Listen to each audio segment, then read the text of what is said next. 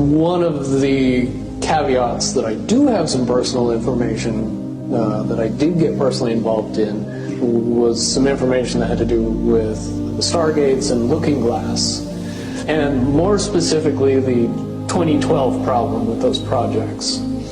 The popular opinion of what's out there right now is that the project was shut down because there was a problem when we approached 2012. I've heard it described a number of ways, but to my knowledge, the problem is that the timelines converge on that point in time. And when you know enough about the Stargate projects and the Looking Glass project to know how string theory works and how the possibility of possibilities works and how making one choice over here doesn't necessarily mean that the other choice couldn't exist at the same time. But once you get your brain wrapped around this subject, you find out that at the end of 2012, in an easy way to put it, the choices that we make become less and less consequential to the future.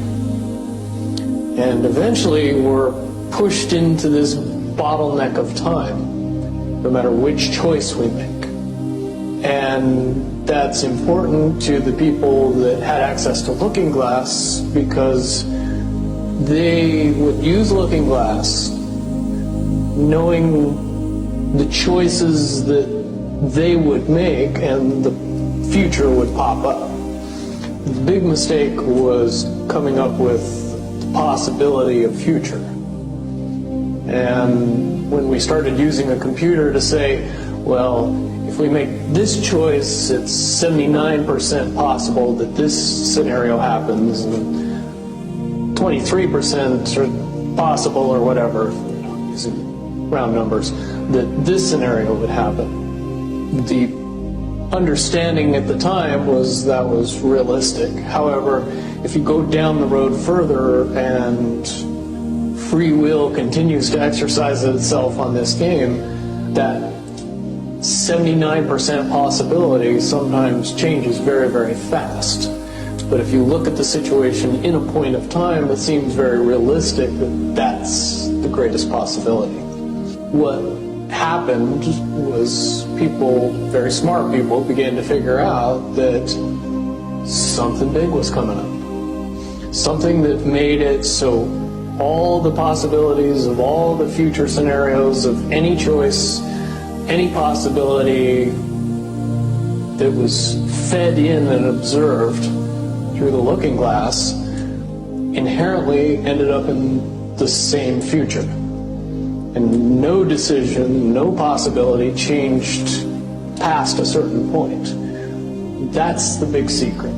All possible timelines lead to the same basic set of history in the future. That is what sends everybody that has all of the information, that knows everything, into a blind panic.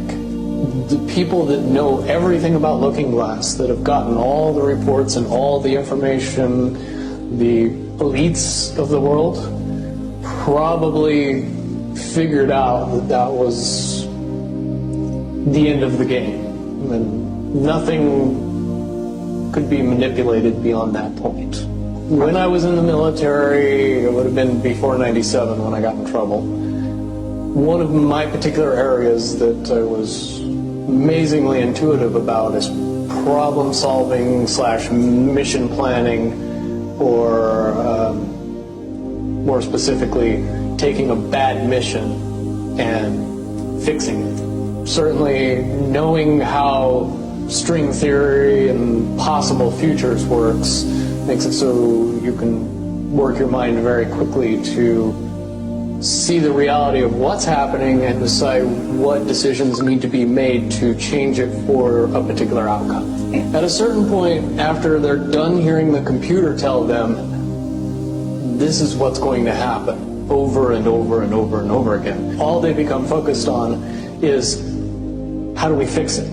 What I do know is that I was called in and asked to solve this problem, this timeline contraction problem. And I eventually did my due diligence and did all the investigating, and basically only had one piece of information, and that was reinforcement. The computer's right. The timelines will contract down to some inevitable thing. There is an inevitable event. It's been forecast, it's been predicted, it's been fed to us in a slop trough of what they want us to believe will happen. They don't actually have control over what happens.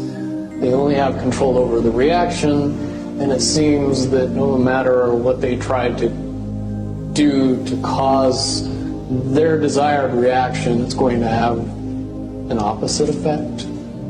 Much, much easier for me to explain today what that process is as opposed to back then. If I had to give it a name, I would say it's the awakening process.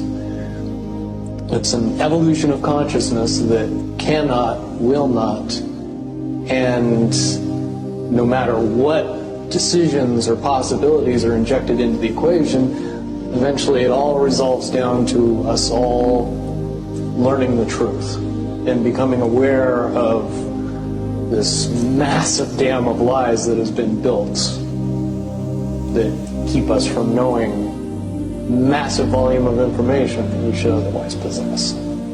Essentially what happened with Looking Glass, not only did they not want people to use it anymore because they knew it was just going to burp out the same thing, but at the same time they didn't want anybody else to know what it was saying, I'm sure.